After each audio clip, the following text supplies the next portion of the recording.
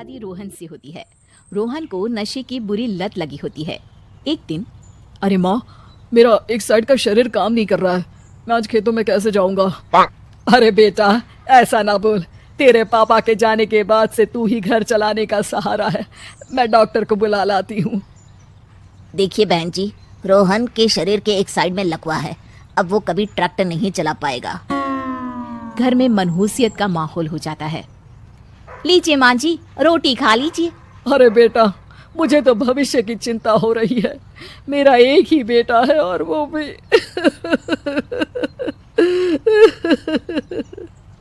माँ जी, आप चिंता ना करें।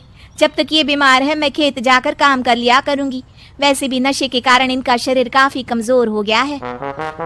अगले दिन मंजीत खेत में जाकर काम कर शाम को घर लौटती है। ये ले बेटा, पानी पी ले। कैसा रहा काम का पहला दिन? माँ जी, काम तो ठीक है, लेकिन मैं अगर ट्रैक्टर चलाना सीख लूँ ना तो काम और भी आसान हो जाएगा। अरे बेटा, दुनिया क्या कहेगी कि औरत होकर ट्रैक्टर चला रही है। माँ जी, या तो हम दुनिया देख ले या अपना घर, कोई बात नहीं। जब ये ठीक हो जाएंगे तो सब ठीक हो जाएगा। अरे बहू, जरा बाहर तो आना। जी माँ जी।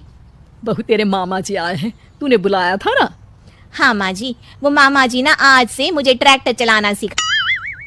मंजीत मामा से ट्रैक्टर चलाना सीखती है। वो मन लगाकर खेतों में काम करती है। और एक दिन, माँ जी, पता है इस बार पूरे गांव में सबसे ज्यादा फसल का उत्पादन हमारे खेतों में हुआ है। इस साल तो खूब पैसे आएंगे। हाँ। सास खुश नहीं होती है। वो चुपचाप वहाँ से जाने लगती है। तभी मंजीत उसे रोक लेती है। क्या हुआ माँ जी, आपको खुशी नहीं हुई? बेटा, आज डॉक्टर साहब बोल रहे थे कि रोहन के ठीक होने के लिए 5 लाख रुपए की जरूरत है। समझ नहीं आ रहा क्या करूं। मंजीत शांत हो जाती है। अगले दिन सास मंजीत के पास आती है। बेटा, ये मेरे गहने हैं। इसे अपने गहनों के साथ जोड़कर सुनार को दिया। जितने पैसे हो ले आ, डॉक्टर को आज ही देने हैं। मंजीत अपने गहने और सास के गहनों को लेकर दुकान में बेचकर पैसे लेकर घर आ जाती है। माँ जी, सिर्फ 3 लाख रुपए का ही इंतजाम हो पाया है। बाकी के पैसे कैसे आएंगे? बेटा, अब तो एक ही चारा है, हमें जमीन भी बेचनी पड़ेगी। माँ, खेत बेच देंगे तो खाएंगे क्या?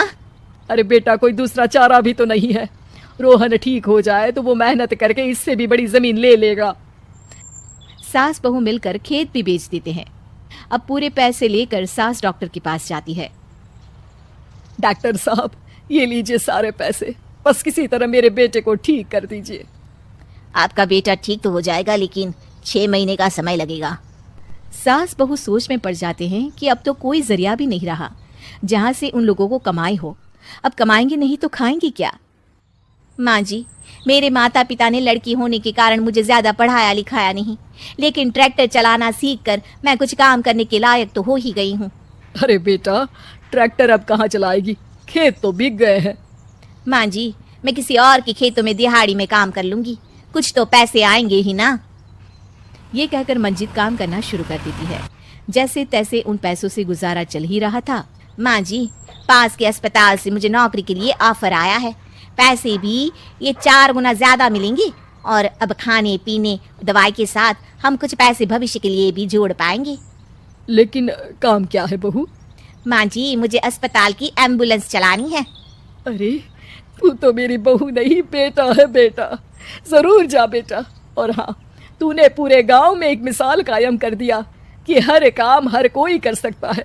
उनके लिए लड़की या लड़का होने की कोई जरूरत नहीं। मंजीत मन लगाकर काम करना शुरू कर देती है। आगे जाकर वो खुद का एम्बुलेंस भी खरीद लेती है और अब तो उसका पति भी ठीक हो जाता है और सब पहले से भी ज्यादा खुशहाल जिंदगी जीने लगते हैं।